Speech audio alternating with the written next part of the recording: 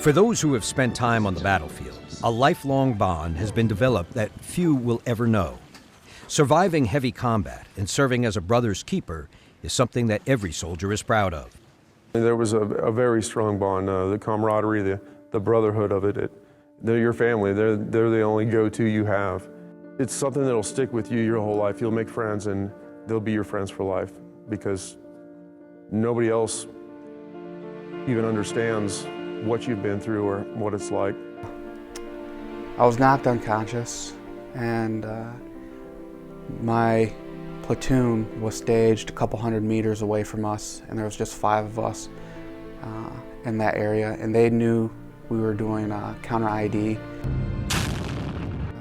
So when they heard the explosion, they thought it was really big, but they thought it was one of our controlled deaths. They didn't realize it, and luckily one of the gun trucks, the gunner saw myself and another guy flying through the air, and he knew that was pretty bad.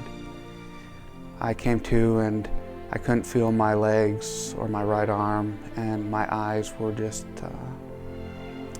full of dirt, and I couldn't see. And my initial thought was, I lost my legs, and I lost my eyes.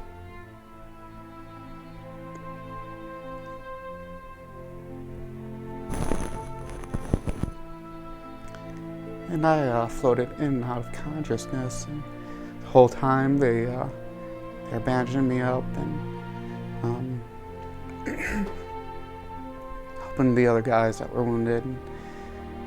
And I just remember lying there in the field, and a sense of calm came over me. I said, you know, God, help me, help my guys. And it wasn't until a couple days later that I woke up in the hospital in Kandahar. Not every soldier makes it home safely. For those that do, it is a bittersweet experience. My best friend was next to me, and they brought us in to separate, call them separate rooms, but basically it was a curtain that divided the 2 places where myself and my friend were, and I actually heard them pronounce him dead there. And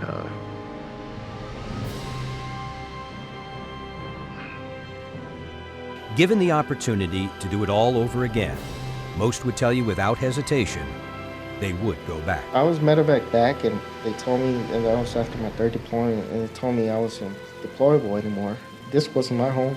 The United States wasn't my home. That was my home over there because my brothers were over there. I would. Because you know what? When you raise your right hand, you put that uniform on, you know that if war breaks out, that's where you're going to be at. And yeah, I'll be out there. No question. I mean, given the fact if I was healthier, yeah. If they return my health, I'll go back out there, not without a thought. Help is on the way. When we return, we'll introduce you to an organization that is changing lives for families across the country. When Chevrolet Everyday Heroes Come Home continues.